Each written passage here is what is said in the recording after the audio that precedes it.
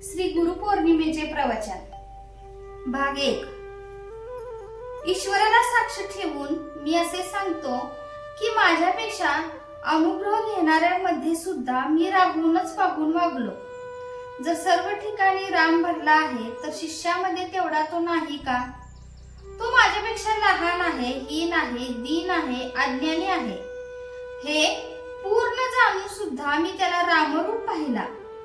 मला वाईट मनुष्य असा दिसतच नाहीतर तो मनुष्य होऊन जन्माला आलाच नसता। माझे कोणी ऐकत नाही असे मला वाटत नाही, तसंच मी कुणाचे रक्षण करतो असे मला वाटत नाही। माझे मला रक्षण करता आले नाही, ते भगवंताने केले। तिथे मी जगाचे रक्षण काय करणार? लहान मुले आणि पेन्शन घेतलेली माणसे मला आवडतात, कारण ती मोकळी असतात, त्यांना बंधन नाही। विद्वानांच्या बद्दल मला आदर आहे, पण प्रेम नाही। त्यांच्यामध्ये असणाऱ्या सरस्वती बद्दल मला आदर आहे।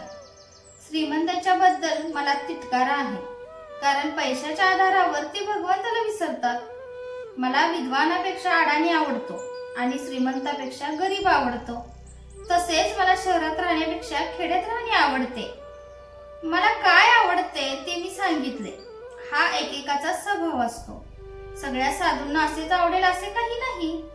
एखाद्या मनुष्याला सांगितले की तुझा डोळा घरी ठेवून तू माझ्याकडे ये, तर तसे त्याला करता येणार नाही। त्याचप्रमाणे मला नामाशिवाय राहता येणार नाही। जिथे नाम आहे तिथेच मी आहे। माझ्याकडे येऊन शिकायचे असेल तर हेच की आपण काळजी करायची नाही, परमात्मा सर्व करतो ही भावना ठेवायला शिकावे। मुलांना आणि मुलींना माझे सांगणे असे की तुम्ही आई बाबांची आज्ञा पाळावी, जे करायचे ते मनापासून करावे, प्रामाणिकपणा सोडू नये आणि भगवंताला विसरू नये। लहान रोपटे चांगले खत पाणी घालून नीट सांभाळले तर ते मोठे होऊन अनेकांना सावली आणि आश्रय देते। तसे लहानपणी चांगले वागले तर पुढे खरेपण मोठेपण येईल। मला भेटायला येणाऱ्या मनुष्याच्या मनात काय येते ते सर्व मला समजते, पण व्यवहाराच्या उलट चमत्काराचा प्रकार दाखवणे बरे नाही, म्हणून मी ते कधी प्रकट करत नाही। मी तुम्हा सर्वांच्या कानाने ऐकतो। आपल्यापैकी कुणीही मनुष्य दूषित झाला की माझे मन अस्वस्थ होते आणि नंतर ही अस्वस्थता कुठून आली याचा शोध करू लागलो की दूषित माणसाचा मला पत्ता लागतो।